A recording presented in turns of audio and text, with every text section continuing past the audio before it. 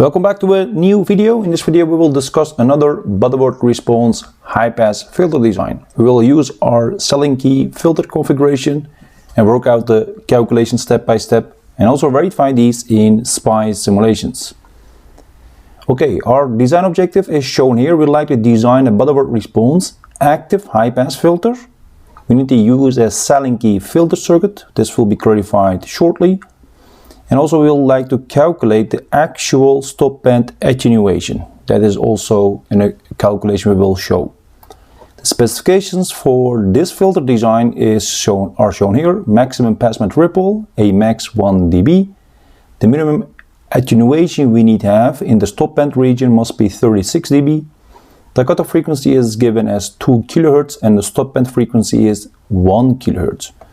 Now briefly about the specifications, the stop band frequency 1 kHz, at that frequency we need to have an attenuation which is minimum 36 dB. It can be higher, but this is the minimum required. The passband ripple or the maximum passband ripple of 1 dB, that will happen at the passband frequency we will also calculate shortly. And all of these will be verified in our simulation results. Okay, let's go to the calculations. The first step is the filter order for our design. So our circuit or our filter needs to have the filter order. So we need to calculate the epsilon p, which is related to A max, and A max is here 1 dB, so we need to go from a dB to the scalar, and that will give us 0.5088. In a similar form, the epsilon s, then we will use the A minimum, that is the 36. You substitute here the values, you get here 63.088. Now taking this together and then going to the formula for the high-pass filter order, that is then using this epsilon s, epsilon p, the cutoff frequency and the stop band frequency. Now we substitute here the values and you get here 6.954 approximately, and that will be then in an integer form and a 7. That means we need to have a 7th order high-pass filter. So this is going to be a more complex circuit than what we have discussed before. Now how do we do the circuit realization? Now the table will show you shortly will use the Sallen-Key filter configurations. In this case we have a 7th order filter. That means we need to use 3 stages composed of stage 1 of 3-pole, that means 3rd order high-pass filter circuit, Sallen-Key. And there will be a 2nd stage which is a 2-pole Sallen-Key high-pass filter, and the final stage, stage 3, will be also a 2-pole Sallen-Key high-pass filter. So in total we have here a 7th order using 3-pole, 2-pole, 2-pole in series or cascading. That's actually the circuit here. You see here now the 3-pole, 2-pole and 2-pole high-pass filter of the Sallen-Key filter configuration. So these are the stages, stage 1, stage 2 and stage 3.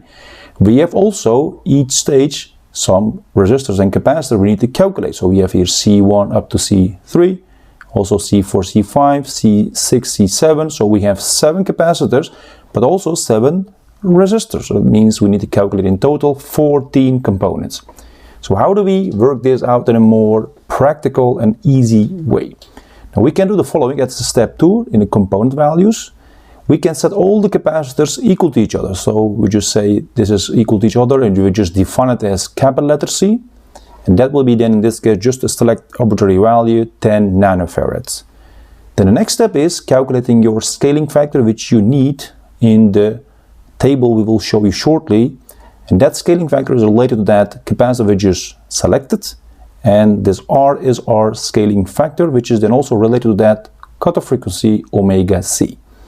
So 1 over that C omega C, and that is then here 10 to the power minus 8, and then times 2 pi times 2000 or the 2 kilohertz we have from our cutoff frequency, and that will result in this 7957.7 approximately. And that is a very important value we need to use in order to calculate now the component values.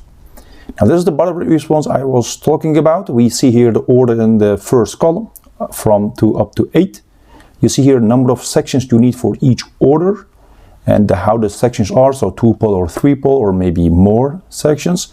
And this part here is for the low pass, and this for our high pass. So these ratios of the resistor, so actually the scaling factor R over R1, and then also R over R2, etc.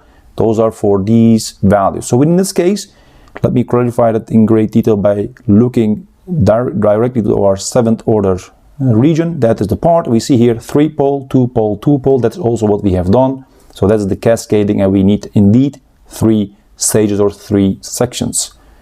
So how do we work it out now? Now we need to look at a 3-pole, and then we need to use these 3 parameters to go to the values of the resistors R1, R2 and R3.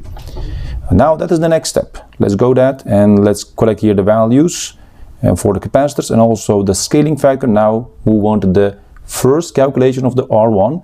Now since this says here R over R1 must be this value 1.531, that means we can also say R1 is equal to the scaling factor R over that parameter here. In a similar form for R2, you do here R over R2 means 1.3360. That means R2 is then R over that same parameter. In a similar form for R3, looking at the 0.4885 from this ratio.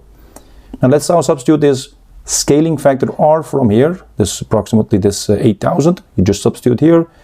You also do that here, you also do that here, and you get now here your 3 component values for the resistors R1, R2 and R3.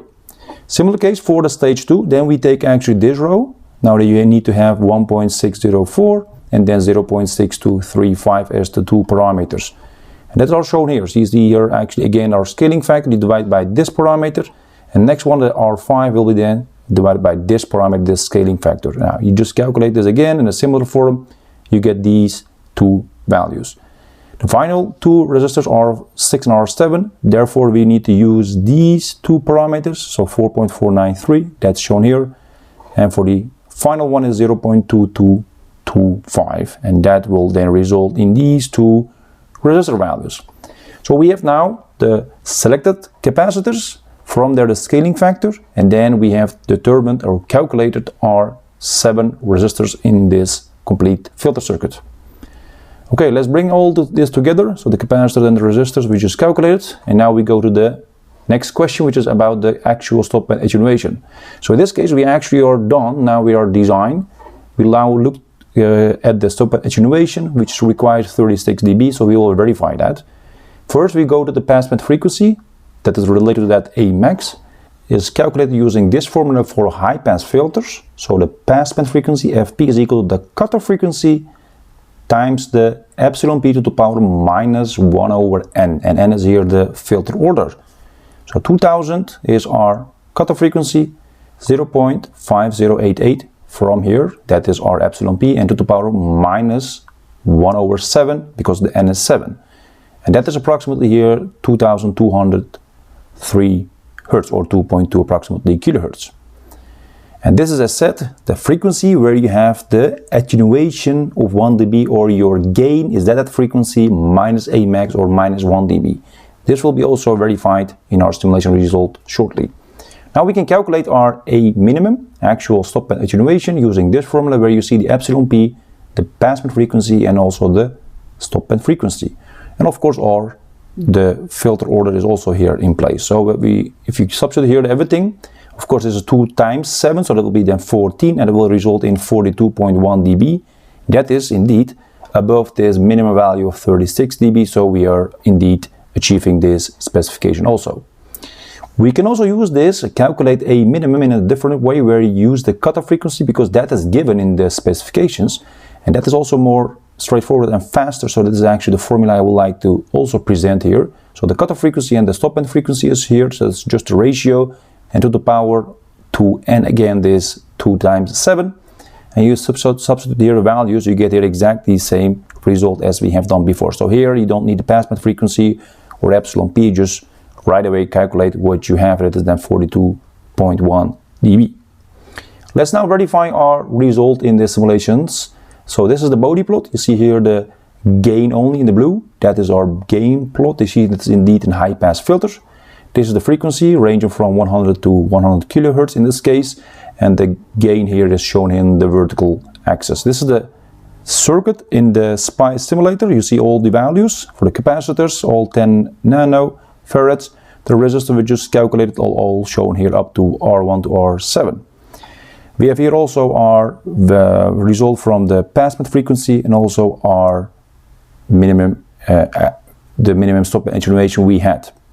Okay, let's go one by one. The high frequency gain is indeed 0 dB as shown here, so that is indeed correct. The gain is minus 1 dB at 2.203 kilohertz, and that is indeed also what we have calculated. You see actually that's shown here. The gain is minus 3.01 dB at 2 kilohertz, and that is a specification for a cutoff frequency. Why? Because if this is the baseline 0 dB, that's the maximum what we can achieve in this high pass filter, and going down by 3.01 dB, that happens at 2 kilohertz, and that's indeed our cutoff frequency as required. So this is indeed also correct. The final label is about the gain. At 1 kilohertz, we see here that is minus 42.1 dB. So 1 kilohertz, you see that it is lower than the 40 dB, so minus 42.1 dB, to be more precise. And that is again more than the minimum required 36 dB. So we achieve here and meet all the specifications for this design. Alright, it was our example considering the active high pass filter using a Butterworth characteristics. We have calculated the component values using the Sallen-Key filter configuration, and we have verified our results using the SPICE simulation. If you have any questions, please let me know in the comment section. I will try to answer them ASAP. Don't forget to like and share these videos so that we can reach more people for these interesting topics and increase our community. Thanks for your cooperation and see you next time in another video. Take care.